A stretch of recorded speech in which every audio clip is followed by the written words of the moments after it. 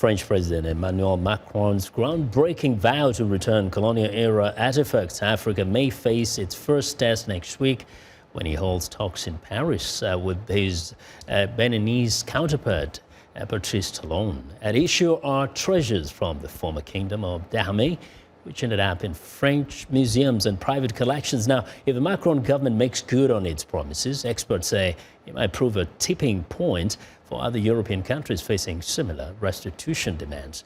But as Lisa Bryant reports from Paris, the practicalities of repatriation are both complicated and controversial.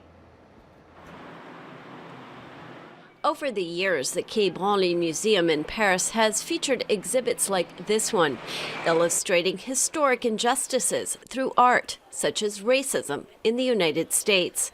But like others in Europe, France's top public museum for African art is now looking inward, considering whether injustice also prevails in its own collection.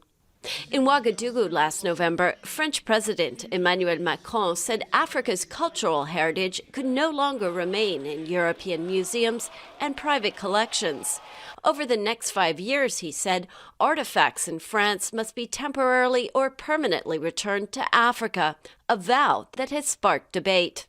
Mr. Macron, the debate has started in France, so each of the museums needs to have a look at their own collections and identify pieces which may have been trafficked illegally or which may have come out of some dubious circumstances during colonialism. In 2016, Benin became the first African country to ask for its artifacts back.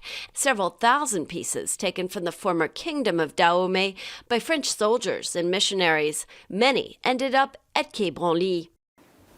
The argument that the art is now French property is rejected by Beninese like Marie-Cécile Zinsou, whose foundation promotes African art. Benin heritage is shown in France, it's shown in New York, it's shown in London, it's shown in Berlin. The only place where you can't see it is Benin. The French, they left with everything. There's also a powerful economic dimension. Art attracts tourists like the millions coming to Paris each year.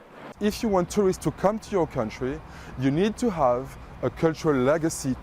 And how can you do that when most of your legacy has been robbed by many people in the Western countries?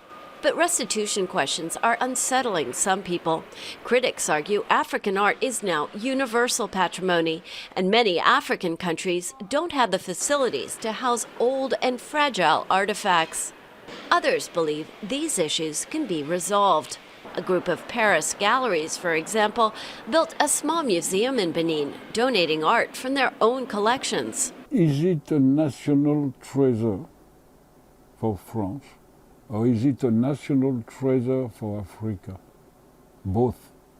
The problem is to show the thing to the people, to the mass. Benin may become the first country to put Macron's promise into practice, which means the art of Dahomey may finally be going home. Lisa Bryant for VOA News, Paris.